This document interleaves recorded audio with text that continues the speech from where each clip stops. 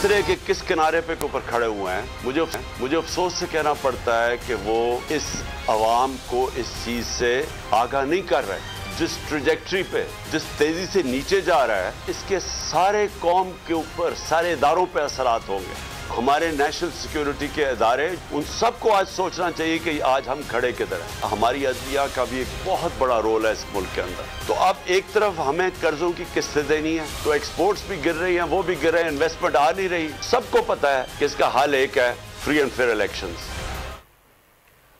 फौज और अदलिया सोचें कि हम आज कहाँ खड़े हैं। पाकिस्तान नीचे चला गया तो सब जवाबदेह होंगे। आलमी इदारों ने पाकिस्तान पर एतमाद करना छोड़ दिया। बैरून मुल्क से डॉलर्स नहीं आ रहे, बरामदात कम हो रही है, सरमायाकारी नहीं आ रही। इमरान खान की मुआशी माहिरीन से मुलाकात के बाद गुफ्तगू कहा खौफनाक सूरत हाल की तरफ जा रहे हैं। किसी को कोई फिक्र ही नहीं, मौजूदा मुआशी बहरान का इलेक्शन के अलावा कोई हल नहीं। पहले पंजाब असम्बली तहलील होगी, बाद में खैबर पख्तूनख्वा असम्बली तोड़ दी जाएगी। अरकान कौमी असम्बली दोबारा ऐवान में जाकर इस्तीफे पेश करेंगे। तहरीक इंसाफ ने हतमी फैसला कर लिया। ज़मान पार्क में इमरान खान की ज़ेर सदारत इजलास में मुशावरत मुकम्मल, एहतजाजी तहरीक को इंतखाबी मुहिम में बदलने का फैसला कर लिया। अरकान ने कप्तान के तमाम फैसलों की तौसीक कर दी।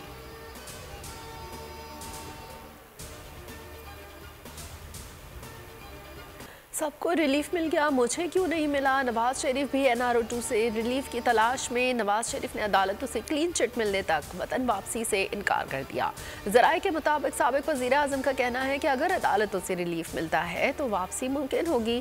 नून लीग के इजलास की अंदरूनी कहानी बोल न्यूज़ ने हासिल कर ली। नून लीग ने नवाज शरीफ को कानूनी रिलीफ दिलवाने के लिए सर जोड़ लिए। सज़ा को हाई कोर्ट में चैलेंज करने का फैसला।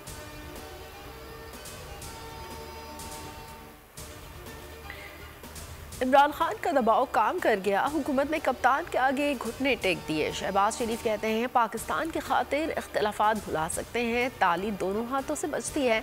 वज़ीर ख़ज़ाना इसहाक़ डार की सदर से मुलाकात मेरी इजाज़त से हुई थी। पाकिस्तान के लिए एक क्या 100 कदम भी आगे बढ़ा सकते हैं। नवाज की वापसी से मुतालिक सवाल गोल कर गए।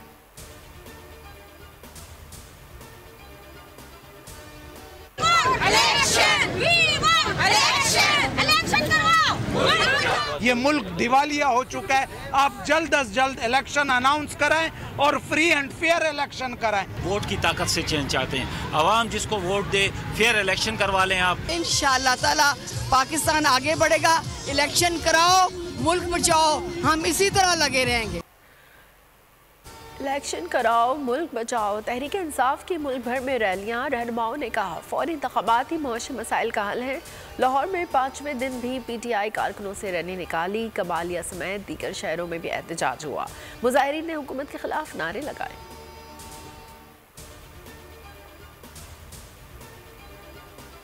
Matters incidental there too. I think the motion is adopted and the bill stand passed.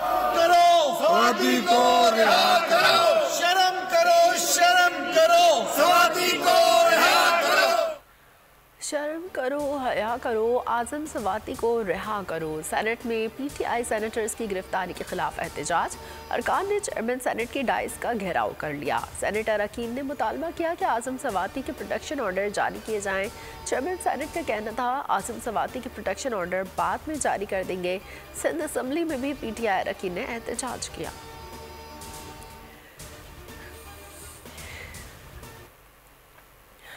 इस वक्त आज़म सवाती के मामले के ऊपर इंतहाई रद्द अमल का इजहार कर रहे हैं, इसकी भरपूर मजम्मत कर रहे हैं। आज़म सवाती साहब के साथ जो जालिमाना सलूक किया जा रहा है, हम उसकी भरपूर मजम्मत करते हैं। हुक्मरान वक्त के पास अभी भी टाइम है कि वो होश के नाखून ले और ये कुर्सी सदा रहने वाली नहीं है। आज़म सवाती साहब को जो है फिल फोर जो है वो रिहा किया जाए। शहबाज सरकार होश में आए, आज़म सवाती पर जुल्म बंद करवाए। ओवरसीज पाकिस्तानियों का बुजुर्ग सेनेटर्स की रिहाई का मुतालबा। पेरिस, स्पेन, इटली में एहतजाज। कहा सियासी इंतकाम पर जालिमाना सियासत से मुल्क का इमेज खराब हो रहा है।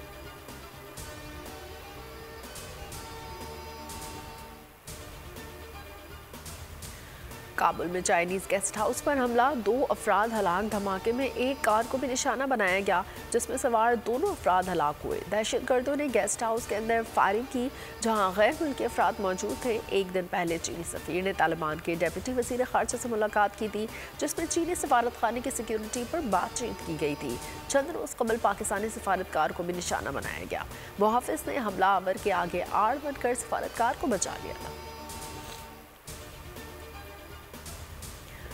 की तरफ से जिसका अच्छा तासुर मेरे ख्याल में वो नहीं गया अफगानिस्तान को। इन बातों की, इन कमेंट्स की सख्त अल्फाज में मजम्मत करती हूँ। मैंने आज मजम्मत की है, मैं दोबारा मजम्मत करूंगी और पूरा हाउस मजम्मत करेगा। Enough is enough.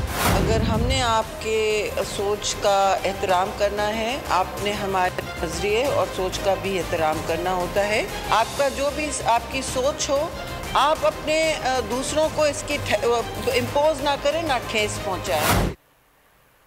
कौमी असम्बली इजलास में मौलाना अब्दुल अकबर चित्राली और पीपल्स पार्टी के ख़वातीन अरकान में सख्त जुमलों का तबादला। मौलाना चित्राली ने कहा, हिना रब्बानी को अफगानिस्तान भेजना मुनासिब फैसला नहीं था। इनके साथ बिलावल और उल्मा का वफ़द भी जाना चाहिए था। पीपल्स पार्टी अरकान ने एहतजाज किया।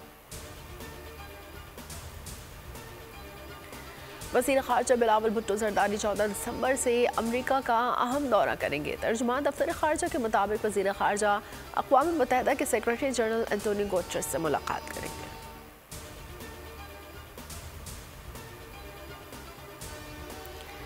दुनिया के सबसे बड़े सर्च इंजन की पाकिस्तान की मार्केट में एंट्री। गूगल का वफ़द पाकिस्तान पहुंच गया। वज़ीर IT एंड टेलीकॉम से मुलाकात होगी।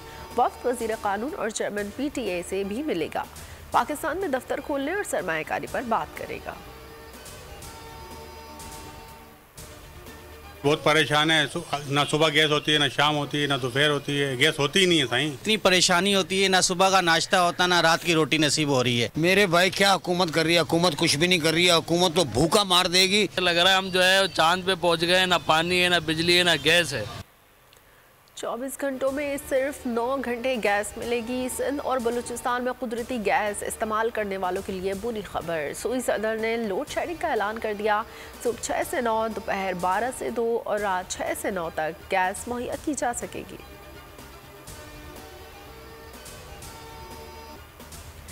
कराची में डकैती मज़ाहमत में एक दिन में 2 जिंदगियों के चराग गुल। 2 अफराद शदीद जख्मी। शाह लतीफ़ टाउन में डकैतों के गोली से अदनान जाँ बहक। नॉर्थ नाज़िमाबाद में डकैतों की फायरिंग से जख्मी साजिद महमूद अस्पताल पहुंचकर दम तोड़ गया। नाज़िमाबाद 2 नंबर में 50 साल का राशिद जख्मी। साइट हबीब बैंक डाकू की फायरिंग से एक शख्स जख्मी।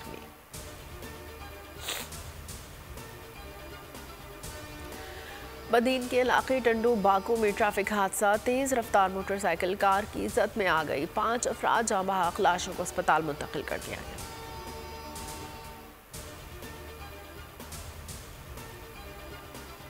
रावलपिंडी के बाद मुल्तान टेस्ट में शाहीनों ने गंवा दिया। इंग्लैंड ने 22 साल बाद पाकिस्तान में टेस्ट सीरीज जीत ली। मुल्तान टेस्ट में 355 रन के ताक़ुब में पाकिस्तानी टीम 328 रन पर हिम्मत हार बैठी। इंग्लैंड के हैरी ब्रोक मैच के बेहतरीन खिलाड़ी करार पाए।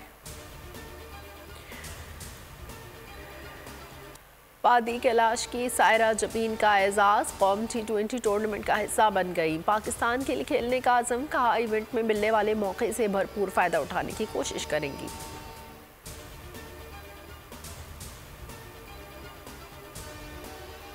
मुल्क भर में सर्दी ने रंग जमाना शुरू कर दिया। कराची में हवाएं, ठंड की एंट्री। बालाई खैबर पख्तूनख्वा, गिलगित बल्तिस्तान में कहीं बारिश तो कहीं बर्फबारी। सिंध और पंजाब के मैदानी इलाकों में धुंध के डेरे।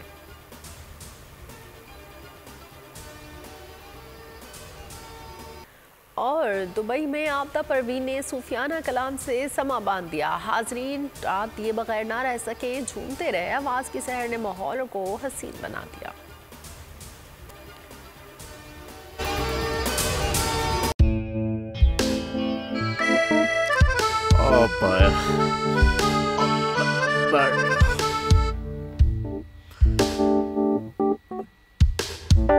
इंतशार से निकलने का वाहिद हल इंतखाबात हैं। हकीकी आज़ादी मार्च आज रवाना। खबर आयद के मुताबिक अगर आप उसको ये रिपोर्ट दे दे तो मैं आपको 3-4 सीटें दे दूंगा। मौलाना हाँ साहब, वो जो रिमोट हमें दे दे और वो जो नीली पीली चैनल है वो लगाए। जाओ शबाज। हम ऐसा टीवी देखते ही नहीं जिसका रिमोट हमारे हाथ में ना हो। और यहाँ पे कोई 2 नंबर ही नहीं चलेगी। और हम कोई गुलाम है जो आप रिमोट मांगे हम दे दें? Absolutely not. यहाँ पे सिर्फ पाकिस्तान का नंबर 1 चैनल चलेगा, बोल, जो हकीकी सहाफत की जंग लड़ रहा है। पाकिस्तान के लिए कोई और नहीं, सिर्फ बोल खड़ा है। आप सब भी बोल देखें।